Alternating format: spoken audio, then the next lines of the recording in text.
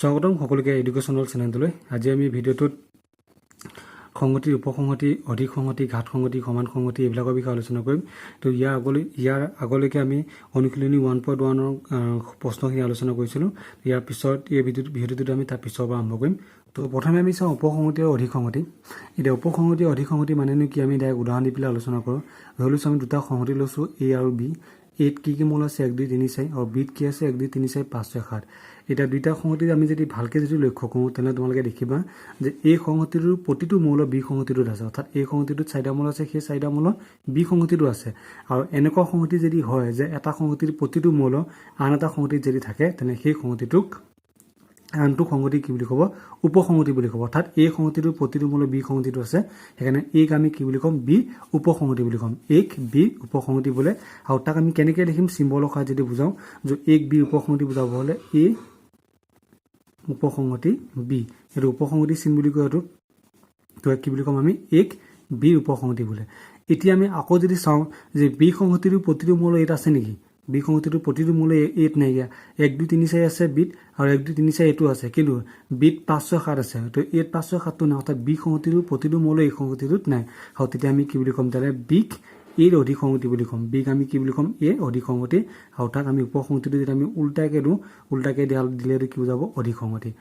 তো নিশ্চয় এইখিনিকে বুজি পাইছিলোঁ যে এই উপসংগতি বি, অৰ্থাৎ এ বিৰ উপসংগতি বুলি ক'ব কেতিয়া, যেতিয়া এৰ প্ৰতিটো মৌল ক'ত থাকিব লাগিব, বিত থাকিব লাগিব।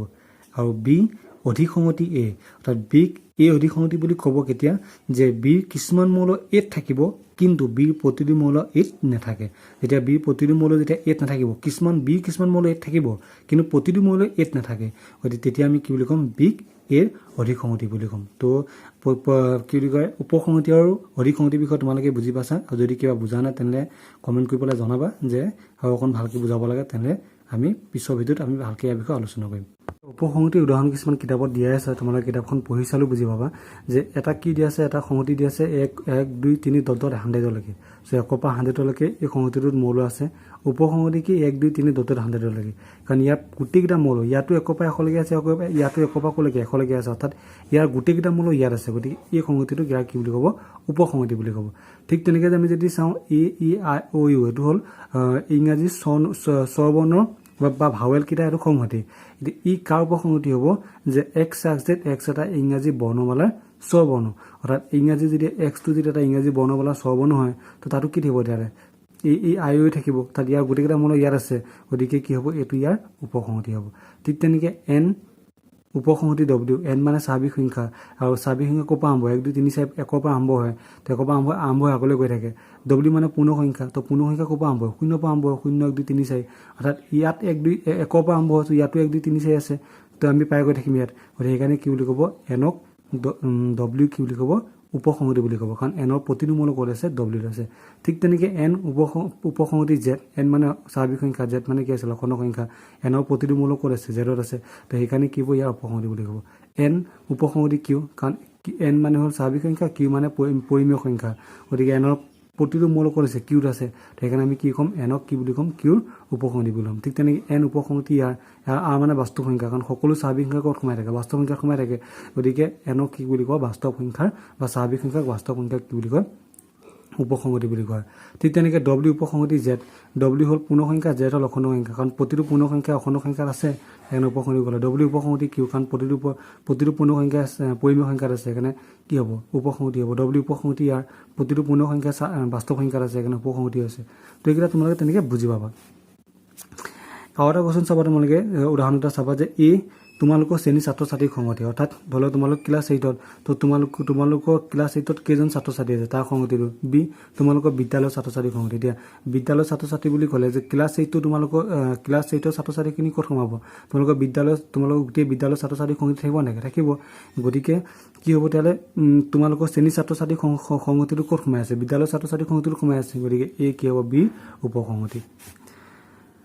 মনত ৰাখিবা, এটা তোমালোকে চাই ল'বা, সেইটো এটা ইম্পৰ্টেণ্ট, যে এটা সংগতি নিজে নিজৰ উপসংগতি, অৰ্থাৎ আমাক যদি এটা সংগতি দিয়ে সি নিজে নিজৰ উপসংগতি হ'ব। কেনেকৈ হ'ব চাই লোৱা তোমালোকে, যে প্ৰকৃত উপসংগতি এই উপসংগতি তো এই উপসংগতি মানে কি, যে প্ৰতিটো মৌল ক'ত আছে, এইত আছে, গতিকে প্ৰতিটো মৌল যেতিয়া এইত থাকিব, গতিকে কি হ'ব, উপসংহতি হ'ব বি উপসংহতি বি অৰ্থাৎ নিজে নিজৰ উপসংহতি কাৰণ বি প্ৰতিটো মূল ক'ত আছে বিত আছে এন উপসংহতি এন কাৰণ এনৰ প্ৰতিটো মূল ক'ত আছে এনত আছে সেইকাৰণে কি হ'ব প্ৰত্যেক সংহতি নিজে নিজৰ কি হয় উপসংহতি হয় 2 নম্বৰ দিছে ফাই সকলোবোৰ সংহতিৰ এটা উপসংহতি ফাইটো কি হ'ব সকলোবোৰ সংহতিৰ এটা কি হ'ব উপসংহতি যি সংহতিয়ে নহওক ফাইটো কি হ'ব সব সংহতিৰ উপসংহতি হ'ব যে ফাই উপসংহতি এ ফাই উপসংহতি বি ফাই উপসংহতি এন ফাই উপসংহতি ডব্লিউ ফাই উপসংহতি কিউ ফাইটো হ'ব ফাইটো কি হ'ব সব সংহতিৰ কি হয় উপসংহতি হয় এবাৰ আহিব সমান সংহতি ধৰি ললোঁ আমি দুটা সংহতি লৈছোঁ এটা এ এটা বি এতিয়া এ আৰু বিক কেতিয়া সমান সংহতি বুলি ক'ব তো এ আৰু বিক তেতিয়াহে সমান সংহতি বুলি ক'ব যদিহে এটো কি হ'ব বি উপসংহতি হ'ব লাগিব আৰু বিৰো কি হ'ব লাগিব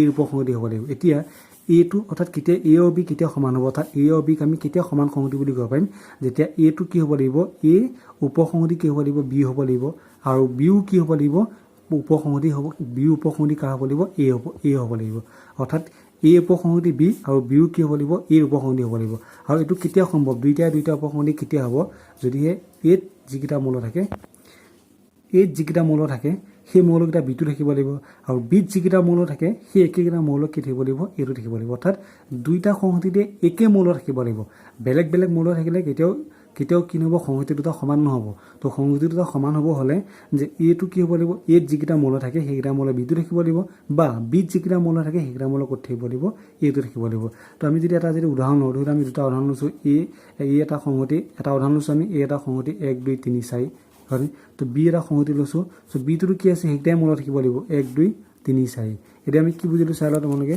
যে এ প্ৰতিটো মূল ক'ত আছে বিত আছে তো এ যদি প্ৰতিটো মূল যদি বিত থাকে তেনেহ'লে এ কি হ'ব তেতিয়াহ'লে এ বি কি হ'ব উপসংহতি হ'ব আকৌ যদি চাওঁ বিও প্ৰতিটো মূল ক'ত আছে এত আছে বিত আছে 1 2 3 4 এটো আছে 1 2 3 4 তো বি প্ৰতিটো মূল ক'ত আছে এত আছে যদি বি যদি প্ৰতিটো মূল এত আছে তেনে বি কি হ'ব তেতিয়াহ'লে এ উপসংহতি হ'ব অৰ্থাৎ দুইটাই ইটোৱে সিটো কি হৈছে উপসংহতি আছে আৰু যেতিয়া দুটা সংহতি যেতিয়া পৰস্পৰ উপসংহতি হ'ব আমি সেই সংহতিটো কি সংহতি বুলি ক'ম সমান সংহতি বুলি ক'ম তো নিশ্চয় তোমালোকে বুজি পাইছা এইখিনি তো এইবাৰ আহিব প্ৰকৃত উপসংহতি এতিয়া প্ৰকৃত উপসংহতিনো কি তাক আলোচনা কৰিবলৈ দুটা সংহতি লৈ লৈছোঁ আমি এটা সংহতি লৈছোঁ এ এটা সংহতি কি বি চ' এই সংহতিটোত কি মৌল আছে 1 2 3 4 বি সংহতিটোত কি আছে 1 2 3 4 5 অৰ্থাৎ বি এটা মৌল ক'ত নাইকিয়া এত নাইকিয়া এই প্ৰতিটো মৌল ক'ত আছে বিত আছে যেতিয়া এই প্ৰতিটো মৌল যেতিয়া বিত থাকিব তেতিয়া এক বি কি বুলি ক'ব এক বি উপসংহতি বুলি ক'ব আৰু এ আৰু বি সংহতিটো সমান হোৱা নাইকিয়া কাৰণ কিয় ইয়াত 4টা মৌল আছে 5টা মৌল আছে ইয়াত 4টা মৌলৰ সৈতে সমান কিন্তু 5 নম্বৰ মৌলটো ইয়াত নাইকিয়া গতিকে সংহতি দুটা সমান হ'ল জানো নাই তো যিটো এতিয়া আমি কি গম পাইছোঁ যে এ বি উপসংহতি আছে কিন্তু এ আৰু বি সংহতি দুটা সমান নহয় যেতিয়া এটা সংহতি আন এটা সংহতি উপসংহতি হ'ব আৰু যদি সংহতি দুটা যদি সমান নহয় তেন্তে সেই সংহতি দুটাক এটা আনটো কি বুলি ক'ম আমি প্ৰকৃত উপসংহতি বুলি ক'ম অৰ্থাৎ এ প্ৰকৃত উপসংহতি বি এইবাৰ আহিব প্ৰকৃত উপসংহতি এতিয়া প্ৰকৃত উপসংহতি মানেনো কি তাক আমি উদাহৰণৰ সৈতে আলোচনা কৰোঁ এটা সংহতি লৈছোঁ এ 1 2 3 4 এটা সংহতি লৈছোঁ বি 1 2 3 4 5 সংহতি দুটা চালে আমি কি দেখা পাম যে এ প্ৰতিটো মূল ক'ত আছে বিত আছে এ প্ৰতিটো মূল যদি বিত থাকে তেনে আমি কি ক'ম এক বি উপসংহতি বুলি ক'ম যে এ উপসংহতি বি এইটো উপসংহতি চিন আৰু এ আৰু বি সংহতি দুটা সমান নহয় কিয় সমান নহয় এত 4টা মূল আছে বিত কেইটা মূল আছে 5টা মূল আছে তো 1 2 3 4 ইয়াতো আছে বিটো 1 2 3 4 আছে কিন্তু বিত কি আছে 5 আছে ইয়াত 5 নাইকিয়া এই সংহতি দুটা সমান হ'ল জানো নহ'লে অৰ্থাৎ আমি কি লিখিলোঁ যে এ বি উপসংহতি হয় আৰু এ আৰু বি সংহতি দুটা কি নহয় সমান নহয় আৰু তেতিয়া আমি কি ক'ম এক বি কি বুলি ক'ম প্ৰকৃত উপসংহতি বুলি কোৱা হ'ব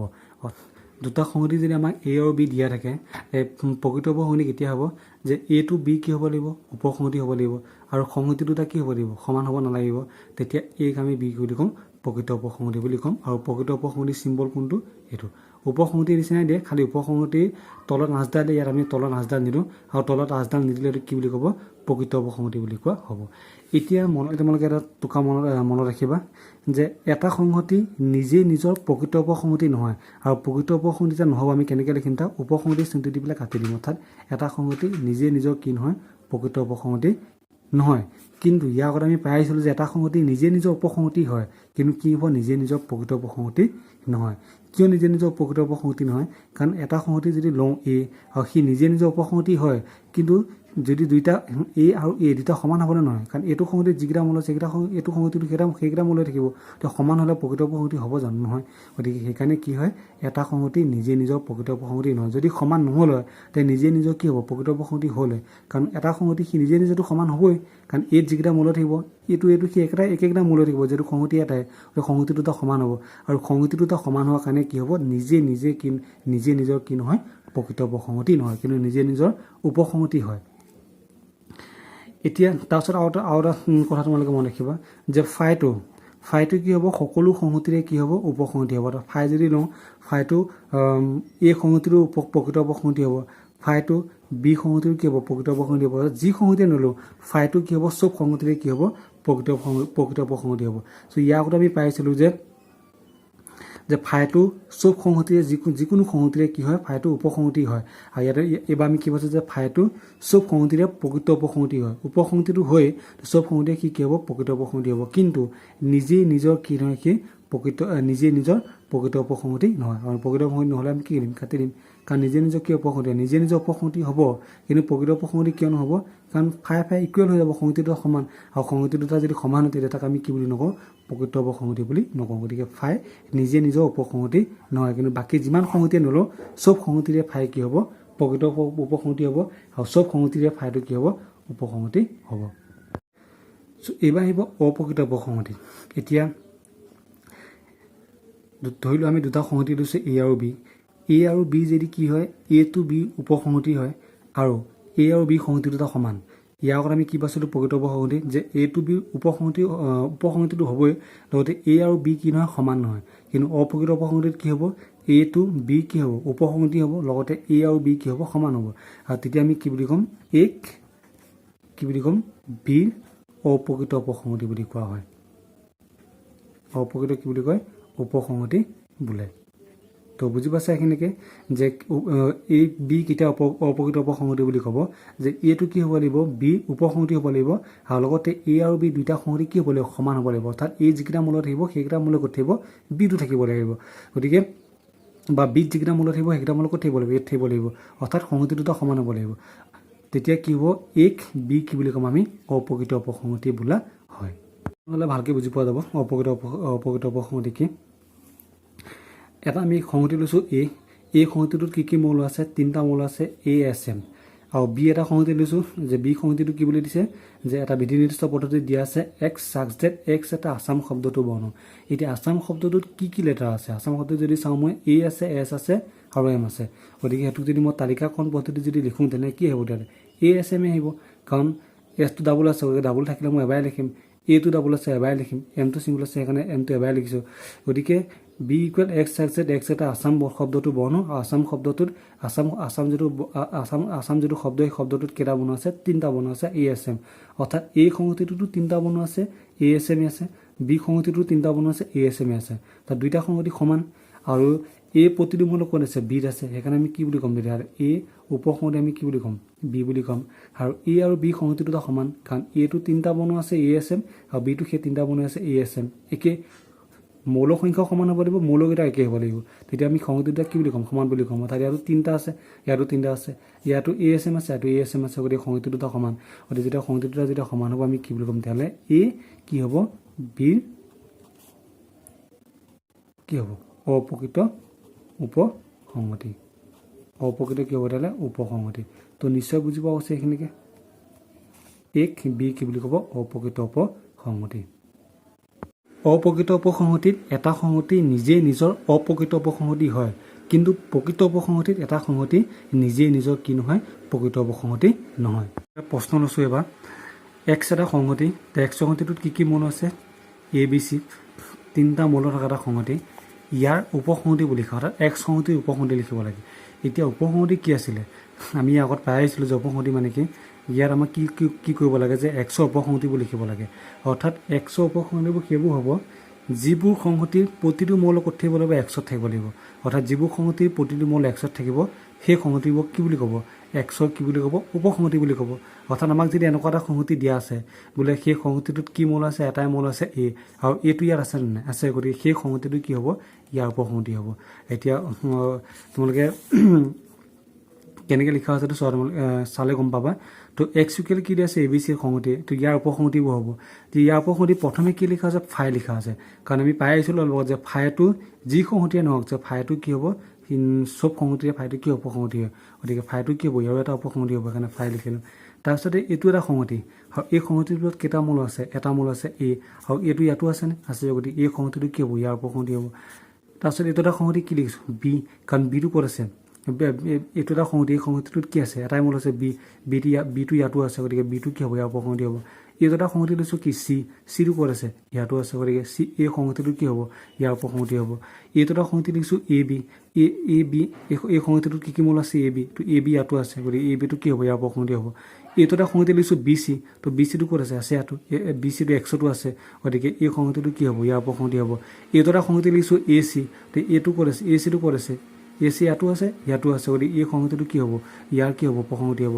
তাৰ এটা সংহতি দিছোঁ ABC, এইটো সংহতি যদি চাওঁ ABC, তো ইয়াত কেইটা মূল আছে তিনিটা মূল আছে, সেই মৌলকেইটা ক'ত আছে এইটো সংহতিটো আছে, অৰ্থাৎ ইয়াৰ প্ৰতিটো মৌল ইয়াত আছে, গতিকে এই সংহতিটো কি হ'ব ইয়াৰ উপসংহতি হ'ব।